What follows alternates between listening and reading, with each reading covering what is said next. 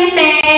Senang sekali bisa menemani Sobat KNT dalam podcast kali ini bersama saya Sri Wahyuni dan saya Dr. Casey. Oke, dalam rangka Hari Gizi Nasional, kita akan membahas topik yang sangat dekat dengan kita di kehidupan sehari-hari.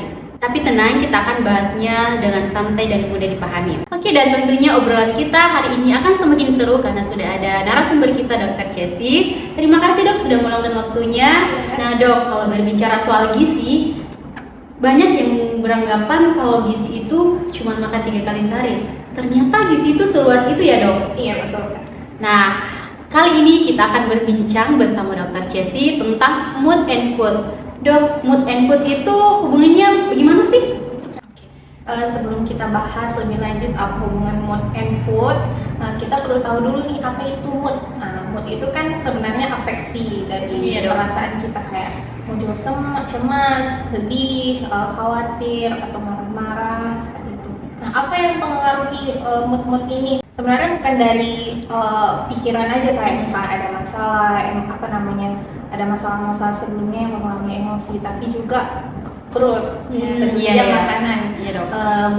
Sebenarnya bukan makanannya, tapi kondisi perutnya atau pengaruh makanan-makanan yang mempengaruhi kondisi perut kita. Kalau misalnya perut kita itu dalam keadaan sehat, ya tentu saja makanan-makanan itu nggak berpengaruh signifikan gitu. Cuman kok dalam jangka waktu lama, makanan yang nggak berserat, junk food, itu bisa yang instan ya dok ya. Makanya ada dari banyak penelitian kalau misalnya bilang usus atau organ pencernaan itu otak kedua. Kalau misalnya usus atau pencernaan kita itu berantakan, otomatis ya mempengaruhi mood. Nah, kalau dalam bahasan kita kali ini kita lebih berfokus hal yang mempengaruhi mood dari organ pencernaan. Kenapa sih organ pencernaan itu bisa mempengaruhi mood?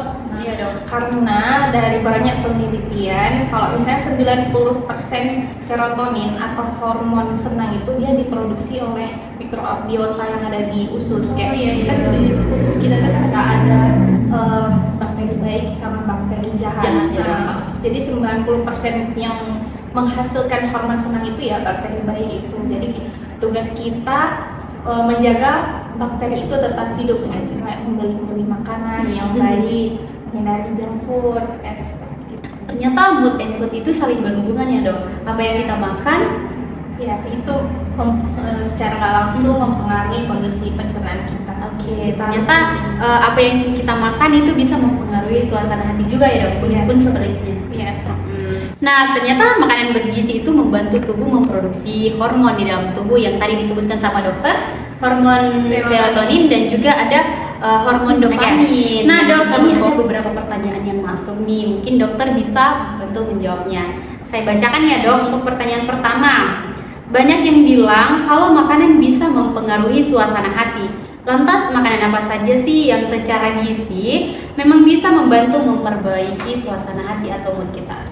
Saya tanya dulu, kakak kalau misalnya sedih pasti ada kepikiran mau makan manis gitu ya? Ada dok, makan manis sih biasanya dok, lebih dominan makan manis. Tadi kan seperti yang sudah saya bilang, kalau mood itu dipengaruhi oleh 3 kan. Salah satunya itu selain tadi yang sudah kita bahas mikrobiota di dalam usus, kan juga ada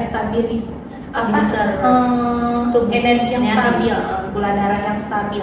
Nah, kita perlu tahu apa sih makanan-makanan yang dapat menstabilkan aliran darah itu. Artinya tubuh kita itu perlu energi di pembuluh darahnya agar bisa beraktivitas seperti itu. Nah, makanya kita harus milih makanan yang sifatnya itu tahan lama. Artinya nggak serta-merta terkurai terlalu cepat. Makanya kita harus pilih makanan yang sifatnya itu bertahan lama dan stabil. Nah, untuk makanan apa saja sih dok? Contohnya, kan biasa kalau kita lagi stres atau lagi nggak mood itu konsumsi coklat dok. Itu bagaimana sih dok? Nah, sebenarnya konsumsi coklat itu bagus kan. Tergantung jumlahnya, waktunya kapan makan coklat, dan tidak melebihi jumlah kalori harian. Nah, jadi kesimpulannya tadi itu dok, berarti kita boleh makan coklat tapi sesuai porsinya ya dok ya? Iya, cuman kan kita harus kalau misalnya harus tahu dulu nih sumber coklatnya. Kalau misalnya dark coklat, nah itu kan bagus karena dia mengandung misalnya magnesium, itu kan bagus untuk stabilin mood. Nah dok, untuk ini pertanyaan selanjutnya ya dok, saya bacakan. Kalau lagi stres, kok rasa jadi gampang lapar ya? Bahkan pengen ngemil terus, itu sebenarnya reaksi tubuh atau cuma kebiasaan? Itu reaksi tubuh Kak. Jadi kan dulu anggapan kita kalau misalnya stres ingin makan itu cuma mindset. Nah, tapi kan sekarang ada banyak beberapa penelitian. Jadi dia tergantung orang juga, atau tergantung stresnya itu berlangsung secara cepat atau lama. Kalau misalnya dia cepat, hormon yang dihasilkan tubuh itu kan adrenalin. Tahu nggak hormon adrenalin apa? Itu kan jadi kalau misalnya stres itu tubuh kita itu mengeluarkan berbagai macam hormon. Tapi hormonnya itu berbeda. Kalau misalnya stresnya akut nih, misalnya kayak mau ujian, tiba-tiba ada mau presentasi apa gitu kan, hormon yang pertama kali dikeluarkan tubuh itu adalah hormon adrenalin. Hormon adrenalin itu bisa buat kita cemas, berdebar. Nah itu justru yang menekan rasa lapar. Jadi bukan kita tiba-tiba ingin makan. Jadi tergantung stresornya juga gitu. Yang kadang tiba-tiba panik ya dok? Itu justru kita nggak selera makan kalau misalnya gitu. Nah tapi kalau misalnya stresnya itu berlangsung lama, kalau kayak misalnya punya trauma, luka batin, perasaan ya. Nah, itu kan hormon kortisol yang mengambil peran. Hormon kortisol ini dia hormon stres namanya. Jadi kalau misalnya itu tinggi dalam darah secara stabil, itu dapat meningkatkan malah nafsu makan. Kenapa? Karena tubuh kita itu bereaksi kalau stres itu adalah bahaya. Jadi mengaktifkan mode fight or flight gitu. Jadi kalau bahaya beda lagi ya dok yang ini. Jadi kalau misalnya otak kita memikir tubuh kita dalam bahaya, otomatis kan dia, oh aku perlu energi lebih nih. Jadi makanya dia tingkatin hormon lapar, dia makan gitu. Nah dok, ini ada pertanyaan terakhir juga nih dari teman-teman, katanya apakah makan berlebihan saat stres itu bisa berdampak ke kesehatan jangka panjang dok? Oh tentu saja, karena kan kalau bisa kita lagi stres kayak kita sudah bahas tadi, kalau kortisolnya meningkat, hormon lapar juga meningkat, namanya hormon ghrelin namanya. Kalau misalnya itu secara terus-menerus impulsif tinggi di dalam tubuh kita kan, otomatis kita secara sadar makan secara terus berarti ya dok. Kalau dalam jangka panjang tentu saja efeknya obesitas.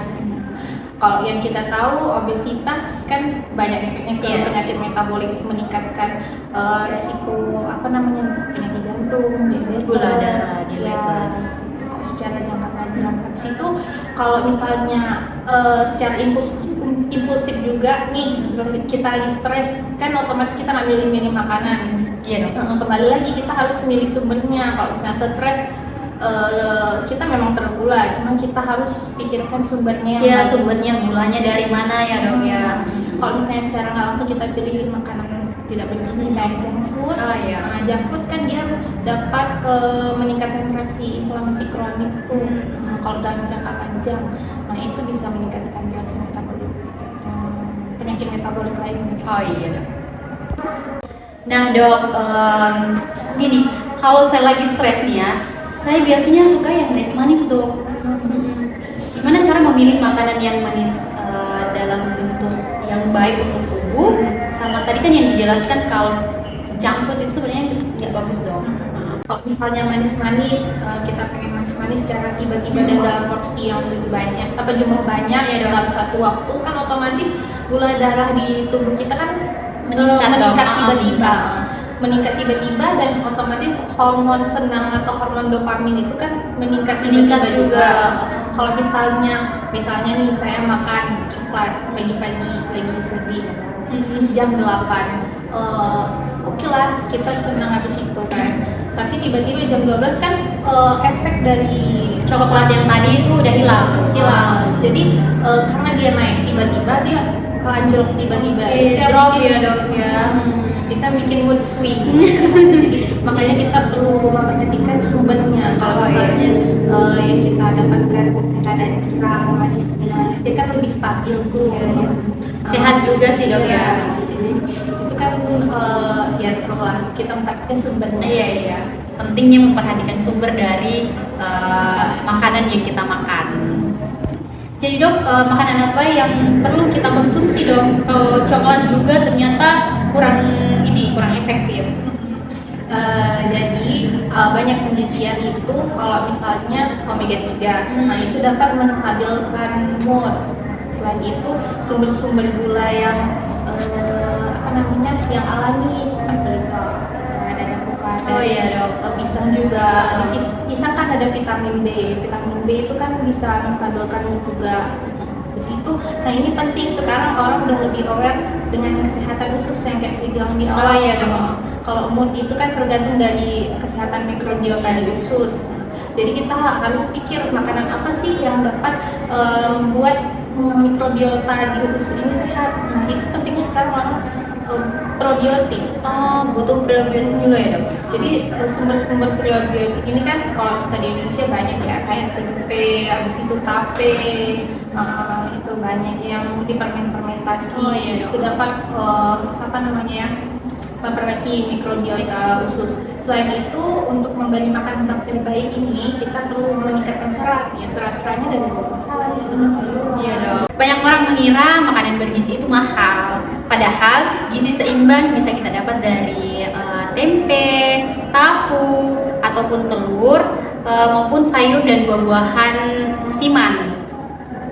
Tapi kuncinya ada pada variasi dan tentunya porsi, bukan harganya. Nah itu tadi obrolan yang sangat menarik yang bersama Dr. Jessie. Sebagai penutup, makan bukan cuma soal kenyang, tapi juga soal sehat dan bahagia. Jangan lupa untuk tetap jaga pola makan dan terus peduli kepada kesehatan. Saya Sri Wahyudi bersama Dr. Jessie.